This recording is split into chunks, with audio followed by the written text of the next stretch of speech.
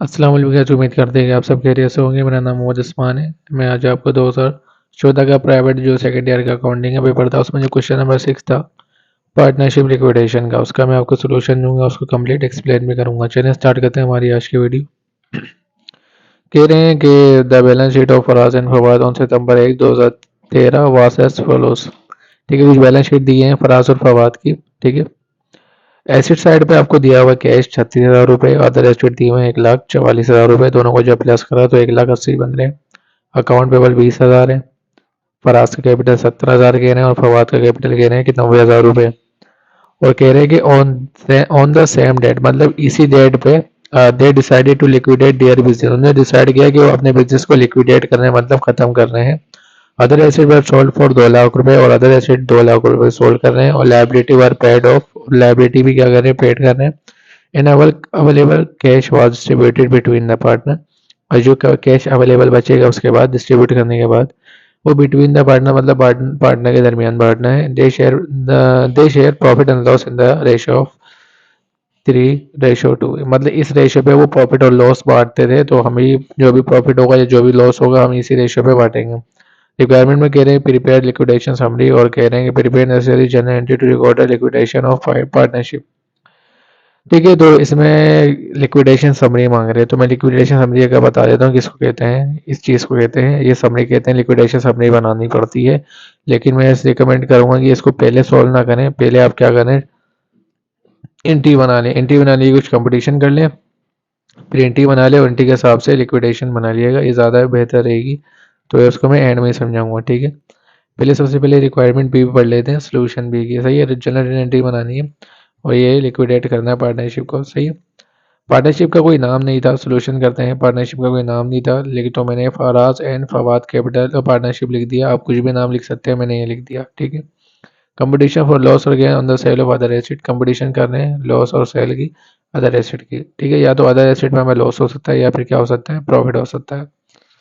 सबसे पहले बात कर लेते हैं हम सेलिंग प्राइस की। सेलिंग प्राइस हमें कितनी दी हुई है, मतलब 2 लाख रुपए की क्या हुई है, सेल हुई है। ठीक है, वो जो अदर एसेट और वर्थ ऑफ अदर एसेट, उसमें जो वर्थ था हमारा, वो जो बैलेंस शीट में दिया गया था कि कितने क्या है ये हमारा अदर एसेट, 1,44,000 तक का था और उसको हमने 2 लाख में बेच दिया। तो 2 लाख में से 1,44,000 जाएंगे तो 56,000 रुपये क्या हो जाएंगे, ये हमें गेन होगा। गेन कैसे हो गया भाई, आपकी पास 2 लाख रुपए की, वो 1,44,000 रुपये की कोई चीज़ है, आपने उसको 2 लाख की बेच दी, तो आपको जाहिर सी बात है प्रॉफिट ही होना है, लॉस तो होने से ना।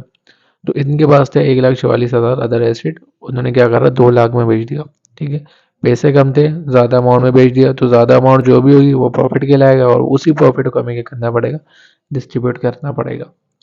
ठीक है, तो gain on sale of other acid के सोल्ड करने पे हमें गेन हुआ 56,000 का। अब इसको डिस्ट्रीब्यूशन ऑफ गेन करना है, मतलब गेन को बांटना है, मतलब प्रॉफिट बांटना है। सबसे पहले पार्टनर की रेशियो की बात कर लेते हैं। पार्टनर की रेशियो आपको दी थी 3:2, तो यही लिखेंगे 3:2। इन दोनों को जब प्लस करेंगे तो पूरी टोटल की रेशियो कितनी आ रही, 5, जिसमें से तीसरा हिस्सा रहेगा पहले पार्टनर का और दूसरा हिस्सा है दूसरे पार्टनर का। ठीक है, तो रेशियो बन गया 3:5 और 2:5। तो ये सबसे पहले बात कर लेते हैं गेन टू बी डिस्ट्रीब्यूटेड। जो हमें गेन डिस्ट्रीब्यूट करना है कितना था, 56,000 रुपये का जो हमें प्रॉफिट हुआ उसको डिस्ट्रीब्यूट करना है रेशियो के मुताबिक। Faraz share in gain, Faraz का जो शेयर, फराज का शेयर है गेन में 56,000 मल्टीप्लाई है, पहले पढ़ने की रेशियो क्या थी 3/5। 56,000 को मल्टीप्लाई करें 3 से डिवाइड बाई जो 5 से करेंगे तो 33,600 आ जाएंगे। फिर 56,000 अब दूसरे पार्टनर में निकालना है। फवाद शेयर इन गेन 56,000 रुपये मल्टीप्लाई करेंगे 2 के साथ, डिवाइड बाई करेंगे 5 के साथ, तो ये 22,400 इसके भी आ जाएंगे। ठीक है, ये हमें गेन बांट चुके हैं।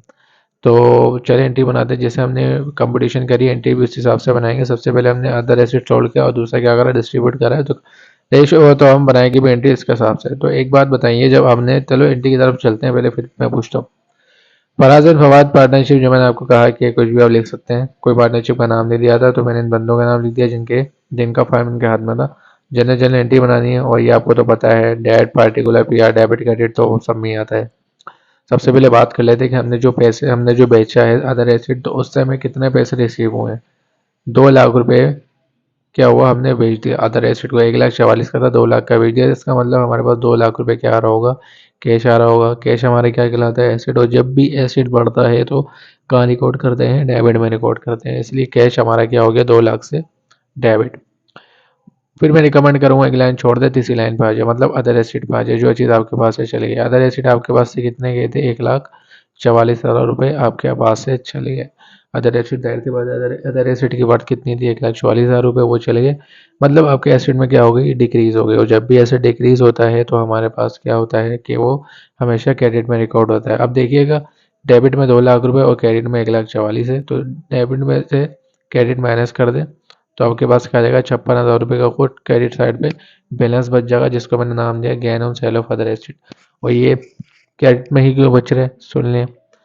आपको पता है कि जब भी लॉस होता है कहाँ रिकॉर्ड होता है, डेबिट में, और जब भी प्रॉफिट होता है और कहाँ रिकॉर्ड होता है, हमारे पास क्रेडिट में रिकॉर्ड होता है। तो हमें यहाँ प्रॉफिट हुआ था, इसलिए हमारा रिकॉर्ड भी देखो ऑटोमेटिक क्रेडिट में ही आएगा, क्योंकि हमें प्रॉफिट हुआ, यहाँ जाहिर कर रहा है कि हमें यहाँ पे क्या हो गया, gain on sale of other assets को सोल्व करने में हमें 56,000 का क्या हुआ था, प्रॉफिट हुआ था। उसके बाद हमने डिस्ट्रीब्यूशन की थी। तो आपसे सवाल कर लेता हूँ, मैंने इससे पहले जो सवाल लिक्विडेशन करवाया उसमें सब में क्या हो रहा था, लॉस, इसमें से प्रॉफिट हो रहा है। तो जब भी लॉस होता था तो जो भी कैपिटल होते हैं, तो आपको अच्छे से पता है जब लॉस होता है तो कैपिटल में क्या होता है, डिक्रीज होता है, और जब डिक्रीज होता है कैपिटल तो डेबिट में रिकॉर्ड होता है। यहाँ पे इनको लॉस नहीं हुआ, यहाँ इनको प्रॉफिट हुआ है। तो जाहिर सी बात है जब भी प्रॉफिट होता है मतलब इनके कैपिटल कारोबार में बढ़ रहे हैं। और जब भी कैपिटल बढ़ता है तो कहाँ रिकॉर्ड करते हैं हम, आपको अच्छे से पता है हमारी ओनर इक्विटी कहलाती है। जब भी कैपिटल बढ़ता है तो हम कहाँ रिकॉर्ड करते हैं, क्रेडिट में रिकॉर्ड करते हैं। ठीक है, तो सबसे पहले हम कैपिटल लिख लेते हैं। ठीक है, आपके पास ऊपर वाली लाइन छोड़ दें, अगर आपको समझ नहीं आ रहा तो हमने ऊपर वाली लाइन छोड़ दी। सबसे पहले फवाद कैपिटल की बात कर लेते हैं। फवाद का कैपिटल कितना आया था, मतलब प्रॉफिट कितना हुआ उसको, 33,600 का। किसको हुआ, फवाद को। और दूसरा को फराज को। ठीक है, फराज को हुआ 33,600 और फवाद को हुआ 22,400। मैंने यहाँ गलती से दोनों फवाद फवाद लिख दिए। ऊपर पहले क्या आएगा, फराज कैपिटल। फराज कैपिटल को 33,600 से क्रेडिट कर रहे हैं, और फवाद कैपिटल, फवाद का कैपिटल कितना हुआ था, प्रॉफिट 22,400। और ये क्रेडिट में क्यों रिकॉर्ड कर रहे हैं, मैं आपको अच्छे से बता चुका हूँ कि जब भी इनको प्रॉफिट होता है मतलब इनके कारोबार में क्या बढ़ा होगा, कैपिटल बढ़ा हुआ है कारोबार का। और कब भी कैपिटल बढ़ता है जब भी, तो हम क्रेडिट में रिकॉर्ड करते हैं, इसलिए ये दोनों अमाउंट से क्या हो गई, क्रेडिट में रिकॉर्ड हो गए। डेबिट में क्या बचा, 56,000 रुपये। अब अकाउंट को क्लोज करना है तो gain on sale of other asset क्या हो गया, क्लोज होने के लिए हमने क्या कर दिया, डेबिट में रिकॉर्ड कर दिया 56,000 थे, क्योंकि जब इन दोनों को प्लस करेंगे तो 56,000 आएंगे, और 56,000 रुपये हमारा क्या था, प्रॉफिट था।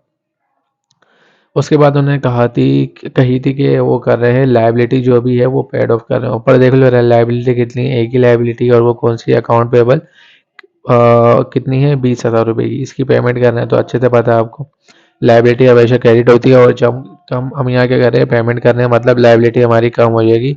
कम, जब भी लाइबिलिटी कम होती है तो कहाँ आती है, डेबिट में। तो अकाउंट पेबल डेबिट हो गया, आपके पास से जा आ रहा है, कैश जा रहा होगा तो कैश क्या हो गया, क्रेडिट, क्योंकि आपके कैश में क्या हो गई, कमी। तो कैश हमारा एसेट कहलाता है, और जब कैश में कमी होती है तो हम कहाँ रिकॉर्ड करते हैं, क्रेडिट में रिकॉर्ड करते हैं। और जब लाइबिलिटी में कमी होती है तो कहाँ रिकॉर्ड करते हैं, डेबिट में रिकॉर्ड करते हैं। ठीक है, लास्ट में आपको इनके कैपिटल निकालने हैं। ठीक है, तो फिर आप क्लोज करने के लिए क्या करना है, जब क्लोज करेंगे अकाउंट को, फराज कैपिटल और फवाद कैपिटल और कैश क्रेडिट करना हो। ठीक है, कैसे, फराज कैपिटल पहले ऊपर बैलेंस शीट में कितना था, 70,000 रुपये। ठीक है, और जाहिर सी बात है इसको फिर प्रॉफिट भी हुआ, तो जाहिर सी बात है कैपिटल बढ़ गया होगा, लॉस तो हुआ नहीं है। प्रॉफिट ऐड हुआ है तो इसका मतलब इस चीज़ में हम ये चीज़ 33,600 ऐड कर लेंगे। ठीक है, तो 17,000 लिखा प्लस 33,600 क्या हो गया, ऐड हो गया, और दोनों को जब प्लस करा तो कितना बन रहा है, 1,03,600। अब फवाद कैपिटल की बात कर लेते हैं। फवाद का कैपिटल कितना था ऊपर, 90,000 रुपये का। उसको प्रॉफिट कितने का हुआ, 22,400 का। इन दोनों को जब प्लस किया गया तो कितना आ गया, 1,12,400। जब इन दोनों को प्लस करेंगे तो अमाउंट कितनी बन रही है, 2,16,000 रुपये। मतलब इतने पैसे बच रहे हैं कारोबार में ख़त्म करने के बाद, जिसमें से ये हिस्सा जो है वो फराज का है और नीचे वाला हिस्सा फवाद का है। और कैश क्या हो जाएगा, कैरी हो जाएगा, क्योंकि हम इनको क्या करें, क्लोज करें, इनको देना पड़ेगा पैसे। तो हमारे पास से कारोबार में क्या हो जाएगा, पैसे में कमी हो जाएगी, खत्म हो जाएगा कैश। और कैपिटल भी हमारे पास क्या हो जाएंगे, खत्म हो जाएंगे। इसलिए खत्म करने के लिए हमने ये डेबिट क्रेडिट में कोड करा। और नरेशन तो पता ही है आपको, typical distribution of remaining cash between partner. और ये मैंने नरेशन लिख लिया, आप देख लिया यहाँ से। ठीक है, ये हमारी क्या हो गई, जर्नल एंट्री बनती है, बन गई है। अब आ जाए लिक्विडेशन समरी पे। लिक्विडेशन समरी, वही पार्टनरशिप का नाम हमारे पास नहीं था तो मैंने अपने फराज और फवादी लिख दिया। लिक्विडेशन समरी बना रहे हैं। ठीक है, और जो जो हमारे पास एंट्री में इम्पैक्ट पड़ा है हम उसी की बनाएंगे। ठीक है, तो पहले सबसे पहले कॉलम आता है डिस्क्रिप्शन है, क्योंकि हम यहाँ पे डिस्क्रिप्शन लिख रहे होते हैं। एंट्री में हमारे पास क्या आ रहा था, कैश। देखो कैश का वर्ड आ रहा है, अदर एसेट का वर्ड आ रहा है, हम गेन वगैरह नहीं लेंगे। कैश का वर्ड है, अदर एसेट का वर्ड है, फवाद और फराज और फवाद कैपिटल भी हैं, अकाउंट पेबल का भी वर्ड है। ठीक है, कैश दोबारा आ रहा है तो दोबारा नहीं, सिर्फ एक बार भी जो लिखे हुए आ जाएंगे। इसका मतलब कैश भी हमारी एंट्री में इम्पैक्ट पड़ रहा है, अदर एसेट का भी एंट्री में इम्पैक्ट पड़ रहा है, और अकाउंट पेबल का भी इम्पैक्ट था, और फराज कैपिटल फवाज कैपिटल का भी इम्पैक्ट था। सबसे पहले बैलेंस की बात कर लेते हैं हम कि बैलेंस कितना था। कैश में हमारे पास कितना बैलेंस है, ऊपर में बैलेंस शीट में 36,000 रुपये दिया गया था, और अदर एसेट में कितना दिया था, 1,44,000। तो सबसे पहले बैलेंस रिकॉर्ड कर लेते हैं।